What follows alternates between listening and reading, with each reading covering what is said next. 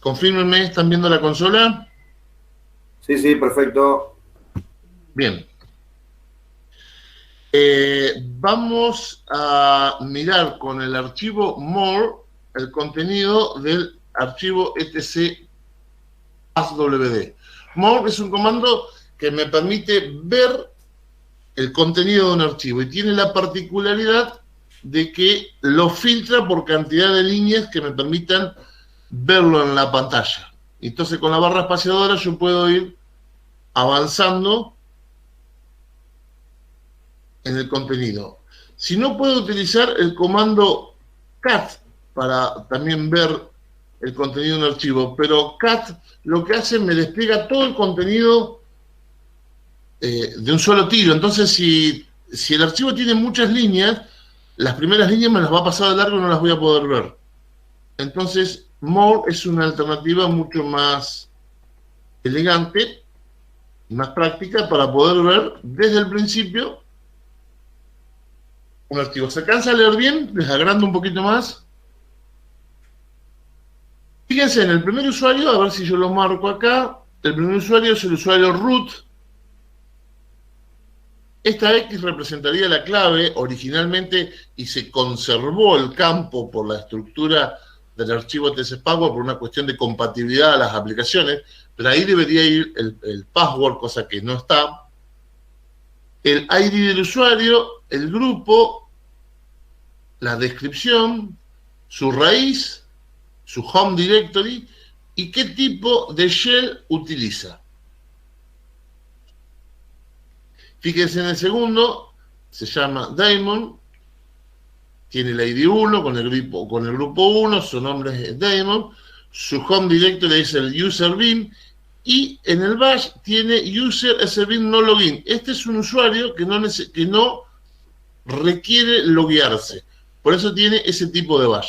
Estos son usuarios del sistema operativo, bin, sys, sync. Fíjense en que todos, o la mayoría, tienen no login, porque no son usuarios que no se pueden loguear en el sistema operativo.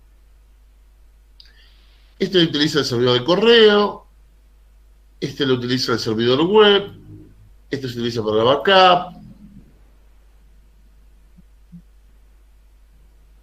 este lo utiliza el servicio DNS. Estos son son usuarios propios del sistema operativo. También fíjense que el sistema operativo no mantiene una correlatividad exacta en los usuarios, porque muchos de estos usuarios ya tienen un ID preestablecido. Entonces, el root arranca en 0, Daemon seguro que va a arrancar en 1, pero fíjense que si ustedes vienen al www.data, salta del 13 al 33, grupo 33. El list, el anterior era 34, saltó al 38. El nobody saltó al 65.534.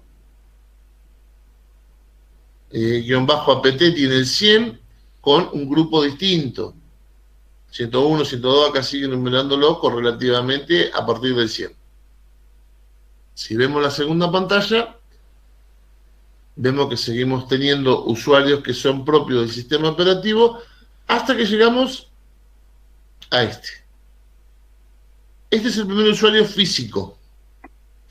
Y fíjense en que lo crea a partir del 1000. El primer usuario físico lo numera como 1000. Descripción del usuario. Acá podrían algunos datos accesorios al usuario que al estar vacío los separa con coma. El home directory, a dónde va a dejar guardados los archivos el usuario, dónde va a trabajar. Y qué tipo de bash, cuando abre una consola, qué tipo de shell utiliza este usuario en particular. Esto es un usuario físico. El próximo usuario va a ser 1001 con el grupo 1001 y con la descripción que corresponde. Esto es el etc password. Fíjense que tiene una estructura ya predefinida en cuanto a cantidad de campos. 1, Los separadores de campos son los dos puntos. 1, 2, 3, 4, 5, 6 y 7. El campo 5 tiene varios contenidos adentro que son separados por coma, que pueden estar o no presentes. ¿Sí? No son obligatorios. Pero sí la estructura de 7 campos, en el TC Password tiene una estructura fija de 7 campos. Nombre de usuario, clave, ID del usuario, ID del grupo, descripción, home directory y shell.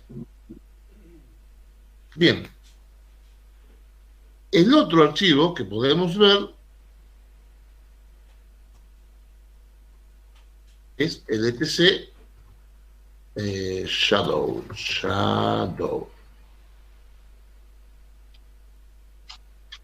Fíjense en que si yo, como usuario común del sistema operativo, quiero ver el archivo donde están guardadas las claves, me dice que no tengo permiso. ¿Sí? Un usuario normal no puede acceder a ese archivo, solamente el usuario administrador. Entonces me voy a convertir en usuario administrador. Ahí estoy con el usuario root. Fíjense que el prompt cambia, deja de decir nfinverti para decir root. Y ahora yo podría mirar el etc passwd.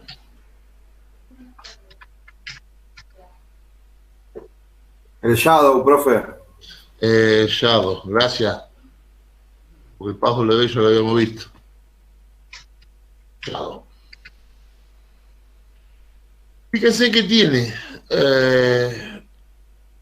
el nombre del usuario, sus ID, para poder identificarlo, pero la mayoría de los usuarios del sistema operativo, como no tienen login, no tienen password, no lo requieren. Acá tengo el usuario root que sí tiene password, y esta es la password del usuario root, encriptada. Y por acá abajo tiene que estar el primer usuario físico que fue creado, ¿sí? Y esta es mi clave. En realidad le puedo asegurar que la clave es un poco más corta, ¿no? Pero esa es la clave encriptada. Ni siquiera el administrador de sistema puede conocer la clave de un usuario. Debería agarrar esto y desencriptarla, ¿sí? Para poder ver la clave. Después, el otro archivo que habíamos visto es el etc group. Y en el etc group lo que tengo son los grupos. El nombre de usuario, el ID del grupo y el nombre del grupo. ¿Sí?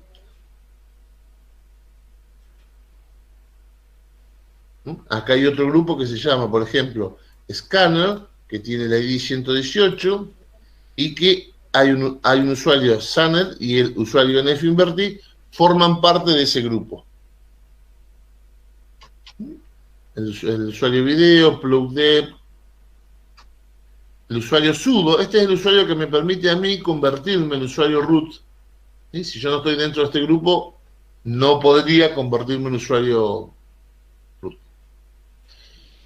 CD-ROOM, para acceder al CD-ROOM, al dispositivo CD-ROOM de la computadora, si esta computadora tuviera más usuarios, acá estarían separados por coma el resto de los usuarios que tienen acceso a este grupo, que le va a dar permiso para utilizar la lectura de CD.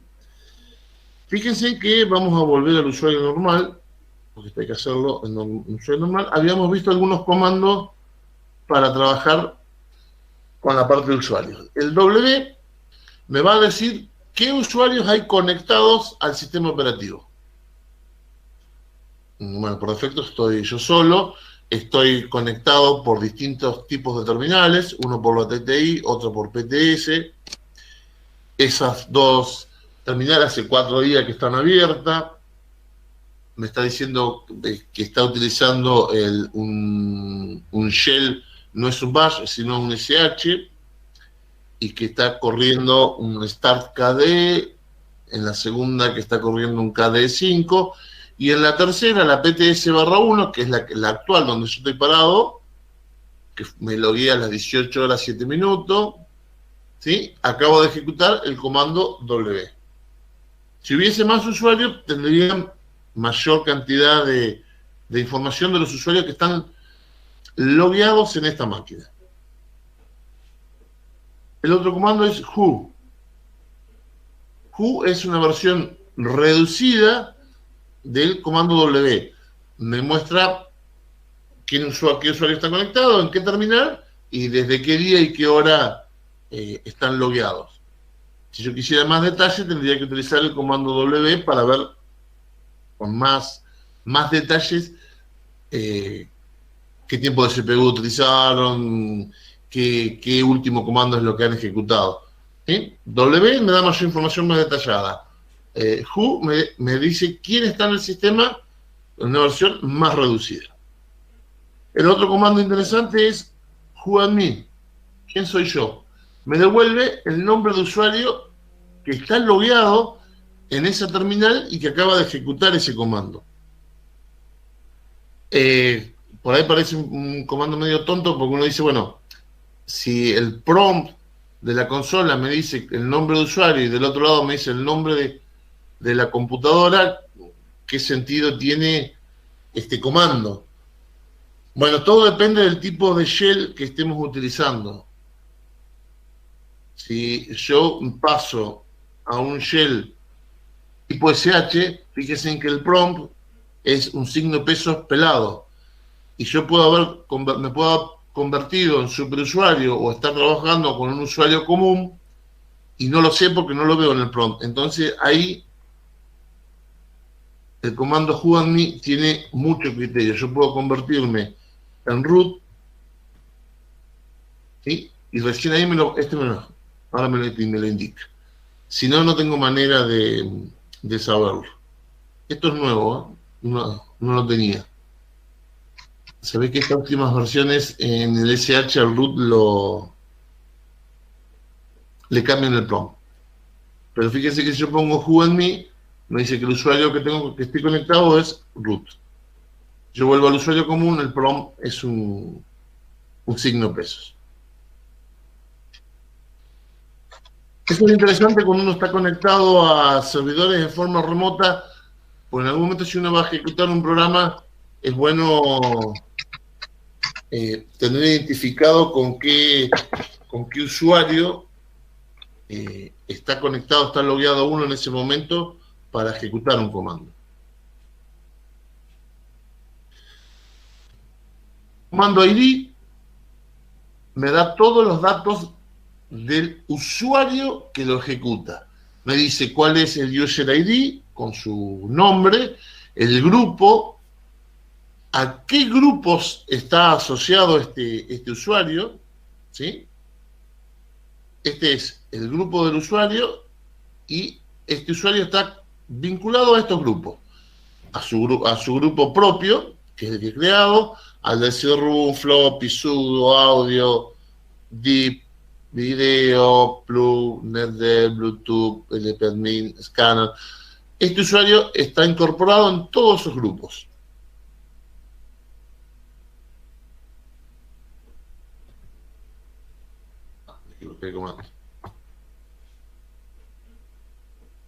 Si yo pongo el comando groups, me trae la misma información que tengo arriba, pero de una forma mucho más reducida. No le pone los ID. Me dice que el usuario que ejecutó este comando pertenece al grupo NFinverter, el grupo CD-ROM, floppy. Me trae los nombres de los grupos en el cual el usuario está vinculado. Y después teníamos los comandos para lo que es gestión de usuario. Usuario root, yo puedo correr el comando useradd, le tendría que indicar un nombre de usuario. Vamos con el glorioso Pepe. Y automáticamente me creó el usuario Pepe.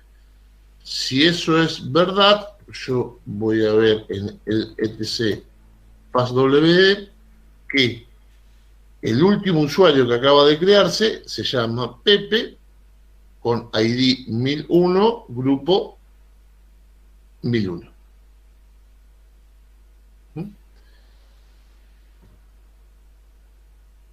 Después tengo otro comando que es add user. Al otro le puse Pepe, a este le voy a poner Popo.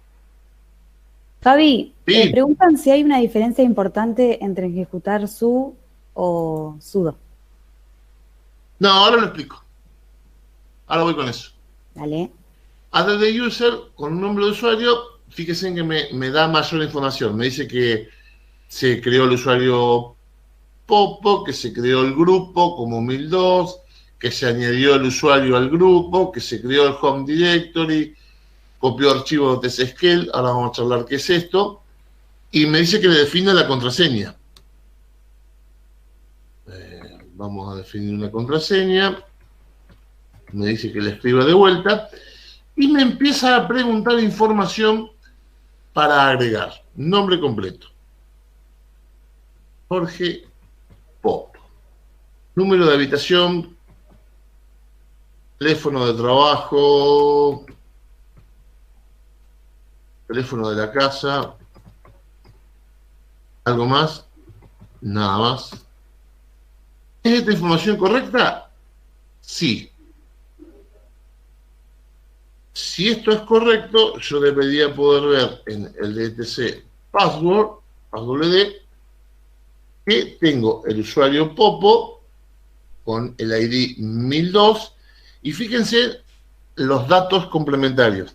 Acá tengo la descripción, el número de habitación, el número de teléfono del trabajo, el número de teléfono de la casa y algún otro dato particular que yo quisiera agregar. Su home directory y por defecto el bash que va a utilizar. Si yo sigo creando usuarios, me lo va a seguir numerando en forma correlativa 1002, 1003, 1004. UserMod me va a permitir modificar algunos de los datos. ¿Sí? Le puedo modificar el comentario, el home directory, el ID de grupo, puedo agregarlo a otro grupo.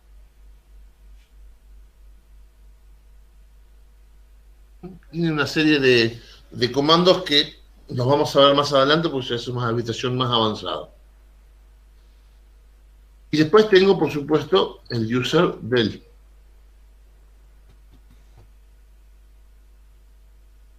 Con esto simplemente borro un usuario. Si yo lo busco en etc passwd, Pepe no está más. Si yo quisiera borrar el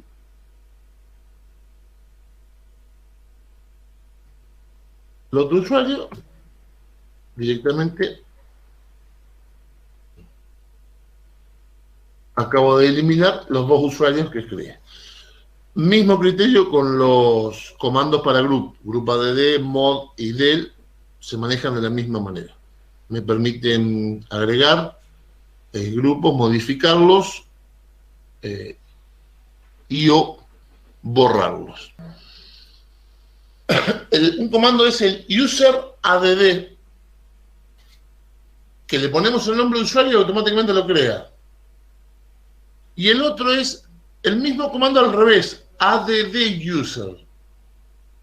Add user le ponemos un nombre de usuario y nos va a ir mostrando información de que creó el usuario, de que lo puso en un grupo, desde que creó el home directory, y me empieza a preguntar toda la información adicional, la clave, que repita la clave, y toda la información adicional, y una vez que cargué todo eso me pregunta, ¿estás seguro? Si le digo que no, me va a permitir cargar los datos de vuelta, y si le digo que sí, automáticamente va a crear ese usuario. ¿Tenemos dos comandos para hacer lo mismo? Sí, tenemos dos comandos para hacer lo mismo, pero con mucha diferencia. Add user es interactivo. Yo pongo add user y un nombre de usuario y me va a preguntar la clave, me va a preguntar un montón de datos, me va a preguntar si estoy seguro y le tengo que decir que sí para que lo cree. User add, todos esos datos que me pregunta el otro comando yo se los puedo pasar como parámetro. Al recibir toda la información como parámetro, yo puedo meter ese comando dentro de un script, un pequeño programita, donde le voy a ir pasando los datos como parámetro y puedo hacer una creación masiva de usuarios. ¿Sí? Perfecto. En cambio, el add user, yo tengo que ir uno por uno, en forma interactiva. Si yo como administrador de usuario tengo que dar de alta 5 usuarios, ni me pongo a armar un script. Agarro el add user y empiezo a tipear 5 usuarios y lo doy de alta, listo. Ahora, si tengo que dar de alta 1000 usuarios, no voy a estar tipeando 1000 usuarios. Entonces le voy a decir a la gente de recursos humanos, pasame el nombre de usuario, el apellido y nombre, la descripción en una planilla de cálculo, y yo con esos datos ya puedo empezar a armarle el nombre del archivo, el home directory, puedo armarle un montón de cosas dentro de la misma planilla, y eso exportarlo en un archivo de texto plano, armar un script, decir, lee los datos de ese archivo y armarme los 1000 usuarios de un tiro. Para eso están los dos comandos. Add user interactivo y user add para poder programarlo. Bueno, Lo mismo con los grupos. También se puede hacer. Una pregunta más con respecto a esto, si se puede. Cuando vos agregás un usuario nuevo con add user o user add, después estos usuarios, cuando se loguen, ¿pueden ser administradores con sudo su y la clave que yo les pongo a ellos? Así y la otra, como lo acabamos de hacer, no. Es un simple usuario físico que lo que va a tener es un home directory, un nombre de usuario, una clave y un home directory para entrar al sistema, nada más. Es lo que normalmente llamamos un usuario pelado. Si yo a ese usuario le quiero dar permisos, yo como administrador, que es el único que va a poder hacerlo, tengo que incorporar ese usuario a determinados grupos, como el de sudo o el de ADM, para que tenga permisos de administración. Lo tengo que agregar yo como usuario root para poder hacerlo. Root es la máxima autoridad dentro del sistema operativo, es el administrador. Es el único que puede delegarle permisos de administración a otro usuario. El resto es un... De hecho, fíjate que un usuario común no puede crear un usuario. Necesitas ser root para poder crear un usuario. Si vos sos un usuario común y querés hacer sudo, si no estás dentro del grupo, si no perteneces al grupo, te va a decir que no tenés permiso, que eso es una violación a la seguridad y que va a ser informado. Y porque estás tratando de adquirir privilegio de administración para el cual no estás autorizado. Un administrador debería autorizarte incorporándote al grupo que corresponda, justamente. Los que están acostumbrados a Ubuntu utilizan sudo y acá acaban de ver que yo utilicé su. Básicamente lo que estamos haciendo es lo mismo. En Ubuntu utiliza el sudo, que tiene otras particularidades y otras ventajas, que no necesariamente uno tiene que loguearse completamente, sino que uno puede poner sudo y un comando, nos va a preguntar la clave y lo que va a hacer es ejecutar ese comando con los privilegios de root, sin necesidad de loguearnos. Yo estoy utilizando Debian. Debian no trae sudo por defecto, sino directamente tiene el comando su, que lo que hace es convertirte, pasarte a un usuario root para que vos hagas lo que tengas que hacer y salir. La funcionalidad de sudo se le puede instalar a Debian. De hecho, es un paquete que se instala y Debian podría tener la capacidad de implementar sudo como lo hace Ubuntu. Es una cuestión de distribución, nada más. Por ahí, Fabián, viste que cuando instalar Debian y Ubuntu es distinto porque en Debian te dice ingrese la clave de root específicamente. Claro. Y después ingrese la clave del usuario. Y en Ubuntu es como ingresar la clave de tu usuario y ella ya es la de root. Sí, Ubuntu toma... Eso es una política que adopta la distribución, donde dice, bueno, el primer usuario que vos vas a crear, ese usuario tiene privilegio de administrador. Ya lo define así. Por eso es importante que cuando estás instalando el sistema operativo y creas un usuario, no te confunda la clave ni te la olvides, porque si no, no te sirve el sistema operativo, tenés que estar de vuelta. En Ubuntu, el primer usuario que vos creás, por defecto al sistema operativo le da todas las propiedades para que se pueda convertir en superusuario. Entonces, evita eso de Debian, que puede generar confusiones, sobre todo en un usuario no experimentado, que es un poco lo que busca Ubuntu, que es facilitar el proceso de instalación, tratar de hacerlo lo más amigable, en decir, pero ¿qué diferencia hay entre la clave que yo tengo y qué es el usuario root y por qué me pide 2 claves? Digamos, si uno no tiene claro eso, en Debian, para un novato que está instalando un sistema operativo por primera vez, puede generar confusión. Ubuntu, con su sistema de instalación, eso lo pasó por alto. Una manera elegante de corregirlo. ¿Habían puesto algo?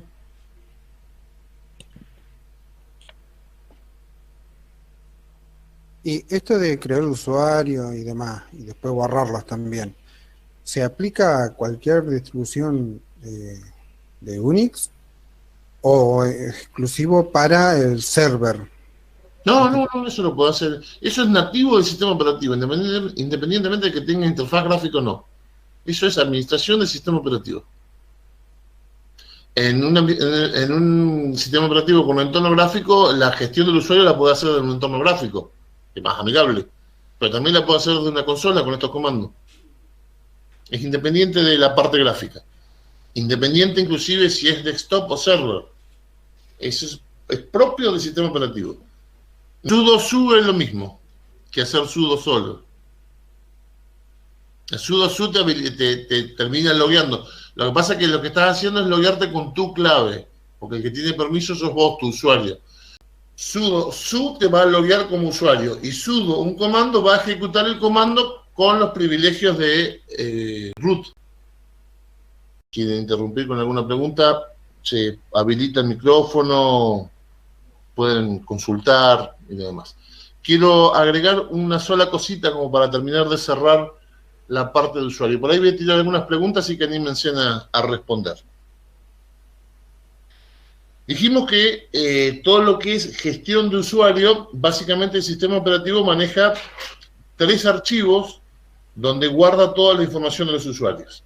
El /tc passwd se guarda toda la información concerniente al usuario, con una estructura de campo definida, con los campos separados con 2 puntos, y por cada usuario que se genera, se va agregando una línea a ese archivo, conformándose una base de datos. Es una base de datos plana, un archivo de texto plano. Por otro lado, en el etc shadow se guardan las claves encriptadas, y en el etc groups todos los grupos, tanto usuarios del sistema como usuarios de aplicaciones, como usuarios físicos. Cada vez que el sistema operativo valida a un usuario, lee los 3 archivos. En el primero, en el password, ubica al usuario. En el shadow verifica que la clave que ingresó el usuario sea la misma que él tiene almacenado, con lo cual lo autentica y lo deja entrar. Y en el group va a leer todos los grupos que ese usuario tiene asignados para darle los permisos que necesita.